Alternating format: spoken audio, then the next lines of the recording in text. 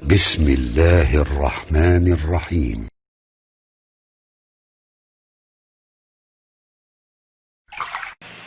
Bismillahirrahmanirrahim. Materi kita tentang adab penuntut ilmu.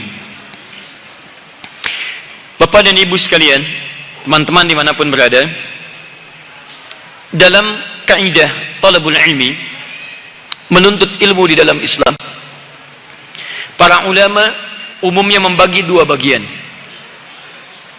Bagian pertama dibuka dengan kaidah adab. Yang kedua baru dibuka dengan kaidah pembelajaran atau kaidah mendapatkan pengetahuan. Ini penting untuk dipahami.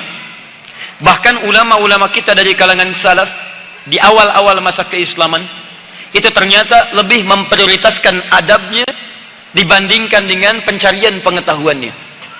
Karena nanti kita akan temukan keterangan dalam Al-Quran, termasuk dalam hadis-hadis Nabi Sallallahu Alaihi Wasallam, orang yang mencari ilmu dengan adabnya, maka Allah akan memberikan sedikitnya 3 keutamaan baginya.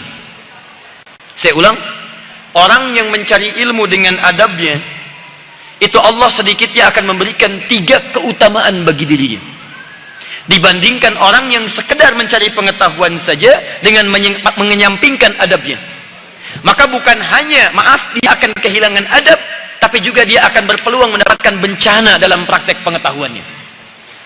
1. Quran surah ke-2 Al-Baqarah di ujung ayat 282. Ini adab pertama mengenai hubungan dia dengan Allah Subhanahu wa taala. Ada jaminan dalam Al-Quran, seseorang yang memelihara adab dalam pengetahuan, terkhusus adab dia dengan Allah Subhanahu wa taala saat mencari ilmu, maka Allah janjikan dalam Al-Quran, Allah akan percepat pemahamannya terhadap pengetahuan. Secara bahasa singkatnya, ditingkatkan kecerdasannya, dipermudah kemampuan dia untuk menangkap pengetahuan. Karena itulah orang-orang dulu, para ulama-ulama dulu, termasuk maaf, Anda jangan bayangkan semua ulama-ulama dulu, cendekiawan dulu, semua fokus di bidang agama. Seluruhnya terbagi pada 2 kategori. Ada ulama intelektual, ulama yang paham tentang nilai-nilai agama, tapi tidak kaku dengan nilai-nilai umum. Ada yang kedua, intelektual ulama. Jadi memang bidangnya bidang umum, Pak, Bu. Dia ahli di astronomi, ahli matematika, ahli kedokteran, tapi Masya Allah, hafal Quran dengan riwayatnya, paham hadis, mengerti turunan-turunan fiqih, padahal bidangnya umum.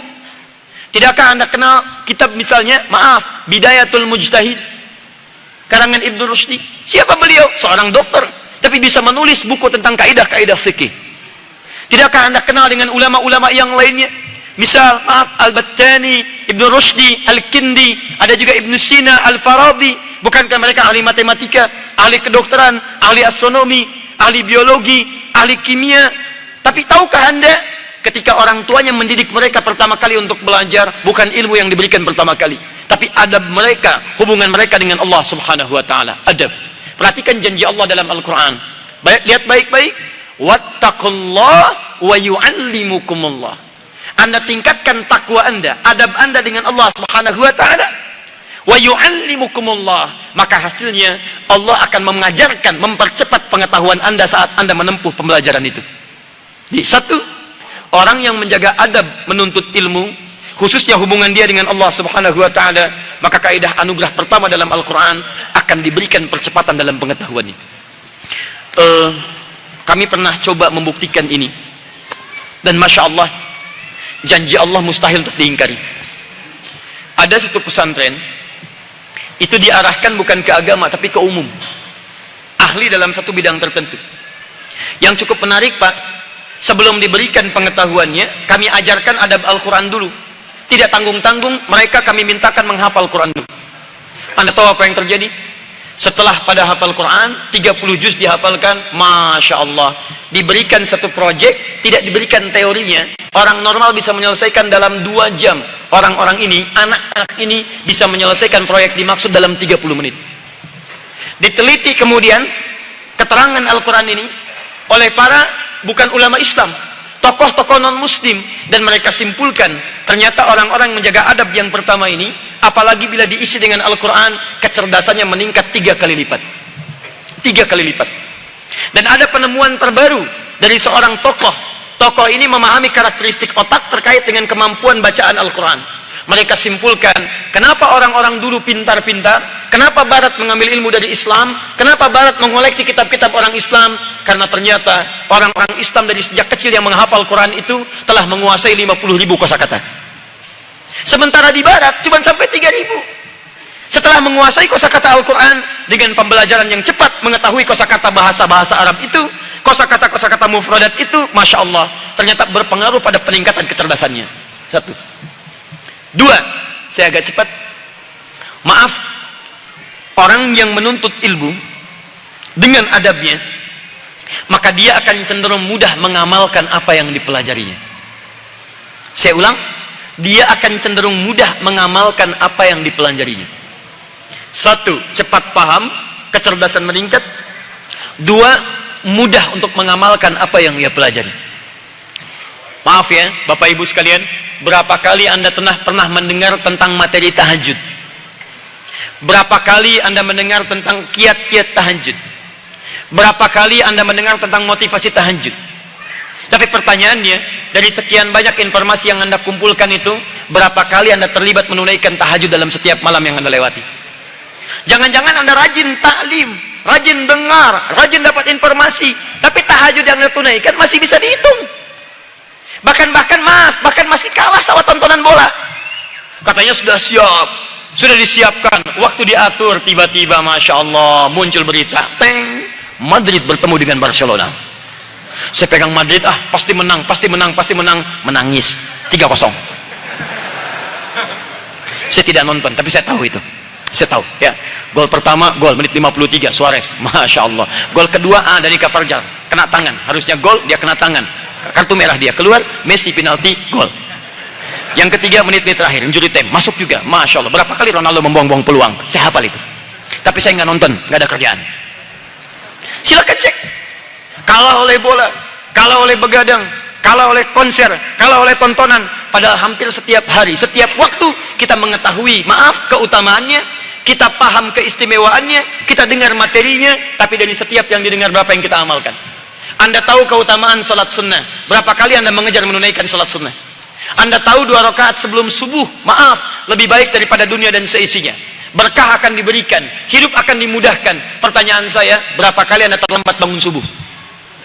Anda tahu sholat duha itu bisa memudahkan rezeki, pengganti dari zikir, menghilangkan musibah. Pertanyaan saya, berapa kali dalam sehari Anda meninggalkan sholat duha?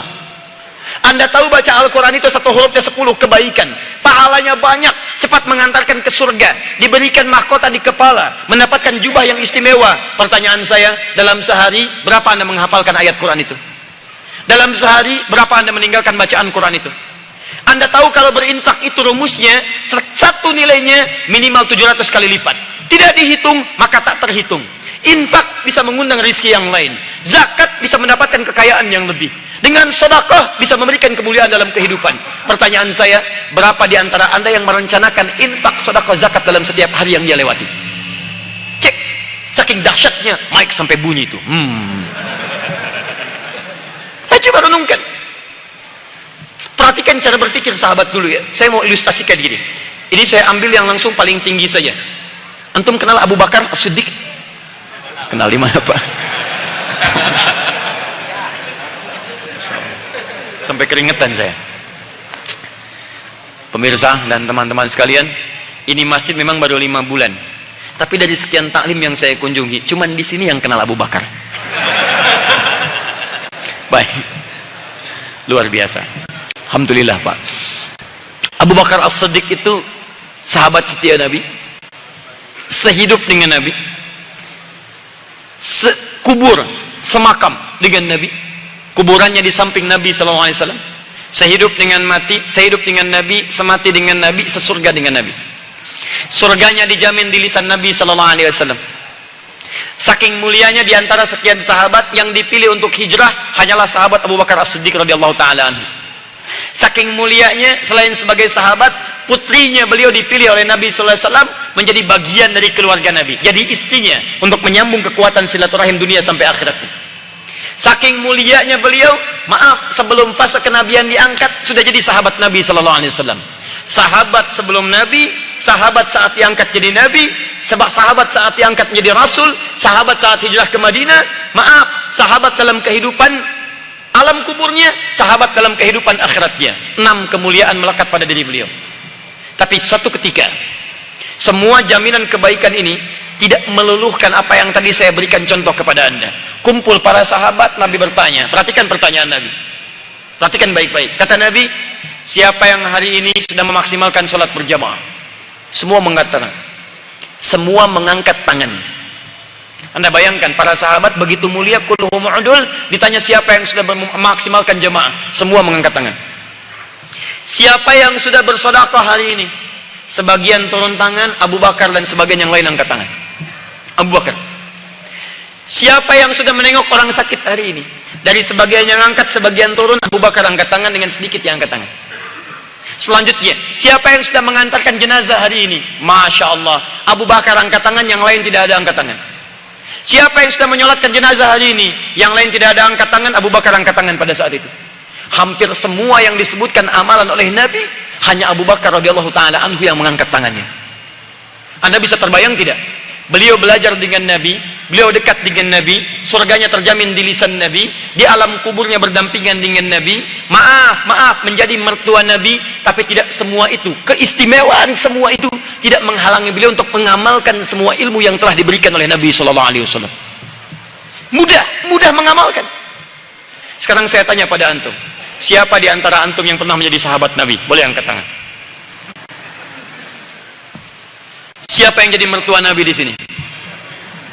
Siapa yang merasa jadi tetangga Nabi? Siapa yang punya cita-cita di alam kubur sekubur dengan Nabi? Siapa yang sudah jelas surganya? Ada ayat Quran turun menjamin surganya antum. Boleh angkat tangan. Sekarang mari kita lihat. Jadi saya berhadapan, termasuk Anda berhadapan dengan orang yang satu belum jelas surganya, hisab masih menegangkan, amalan masih berantakan, bukan sahabat Nabi, tidak menemani Nabi hijrah, bukan mertua Nabi, tidak sekubur dengan Nabi. Pertanyaan saya, seberapa cepat kita mengamalkan ilmu yang diturunkan oleh Nabi sallallahu alaihi wasallam dalam kehidupan kita? Siapa yang hari ini sudah bercita-cita mengamalkan semua salat berjamaah? Siapa yang malam tadi tahajud? Siapa yang hari ini sudah menghafal Quran? Siapa yang hari ini sudah berinfak? Siapa yang hari ini menengok orang sakit? Siapa yang hari ini sudah menyolatkan orang sakit? Siapa yang hari ini sudah mengantarkan jenazah? Ayo angkat tangan. Allahu Akbar. Siapa yang punya cita-cita masuk surga Firdaus? Angkat tangan. Luar biasa. Infak kurang, bukan sahabat Nabi, bukan kerabat Nabi, bukan tetangga Nabi. Nggak ada ayat surga turun kepada antum. Masya Allah. Diminta mengamalkan sulit, ya luar biasa. Cita-cita Firdaus. Nah sekarang pertanyaannya, padahal sekarang ini taklim sedang marak. Ada taklim ini ikut, taklim ini bergabung, taklim ini bergabung. Luar biasa. Dari sekian taklim yang Anda ikuti, berapa dari semua itu yang sudah Anda mudah untuk diamalkan? Maka maaf, kalau Anda rajin ikut taklim, dapat banyak pengetahuan, tapi sulit mengamalkan, barangkali persoalannya, maaf, kalau kalimat ini kurang menyenangkan, maaf, barangkali persoalannya, Anda tidak belajar sesuai dengan adabnya. Itu masalahnya. 3. Orang yang belajar pengetahuan dengan adabnya, maka yang ketiga, Allah akan berikan keistimewaan pada orang ini untuk mempraktekkan ilmu yang dia dapatkan plus dengan adabnya. Awas, hati-hati. Yang pertama cepat paham, yang kedua cepat mengamalkan, yang ketiga mengamalkan dengan adabnya. Jadi punya adab, akhlak. Misal, maaf, di antara sunnah Nabi sallallahu alaihi wasallam dalam mengajarkan taklim memprioritaskan akhlak, kelembutan, kemuliaan, kebaikan. Karena itu mohon izin lihat baik-baik. Ada orang jahiliyah yang masuk Islam, ikut taklim Nabi, tadinya kasar berubah lembut. Tadinya pencela berubah jadi pecinta. Tadinya pemukul berubah jadi perangkul. Tadinya ada orang memusuhi, dilawan dengan kebaikan-kebaikan. Bahkan hebatnya, turun ayat dalam Al-Quran memuji mereka. Quran surah 59 ayat 9 sampai 10. Wa yu'thiruna ala anfusihim walau kana bihim khasasah. Datang temannya punya kebutuhan, bisa dia respon dengan kebaikan-kebaikan. Turun Quran surah 48 ayat 29. Ruhama'u bainahum. Sesama orang Islam jadi lebih baik lagi. Tidak kasar, saling memberikan kebaikan, saling merespon kebaikan, memberikan solusi saat orang punya masalah. Taklim jadi baik. Pertanyaan saya, mohon izin ya, mohon maaf, dari sekian Anda mengikuti taklim dalam hidup Anda, berapa akhlak dan adab yang sudah Anda bawa? Jangan-jangan sebelum taklim Anda lembut, setelah ikut taklim Anda jadi orang paling galak. Sebelum taklim Anda jadi pecinta, setelah ikut taklim kenapa Anda banyak mencela? Kalau tidak sama dengan Anda, cela. Kalau tidak sama dengan Anda, hinakan. Kalau tidak sama dengan Anda, jauhi. Anda siapa? Dulu sahabat Nabi, dari kasar, belajar jadi lembut. Anda bukan sahabat Nabi. Anda belajar tiba-tiba jadi kasar. Anda siapa? Bukan karena materinya kurang bagus. Barangkali Anda ikut taklim kurang adab. Itu masalahnya. Saya sering katakan begini, kalau Anda datang ke satu tempat, diterima dengan baik. Tempat kedua diterima dengan baik. Tempat ketiga Anda ditolak, maka kemungkinan besar yang salah di tempat yang ketiga ini. Tapi kalau Anda di tempat pertama ditolak, tempat kedua ditolak, tempat ketiga ditolak, maka yang salah bukan tempatnya, yang salah Anda di situ. Karena itu teman-teman sekalian, kenapa kita butuh tentang adab ini? Karena sekarang semangat kita untuk menuntut ilmu luar biasa. Tapi di antara sekian yang semangat itu, siapa yang output taklimnya sesuai dengan kriteria Al-Quran dan Sunnah Nabi Sallallahu Alaihi Wasallam?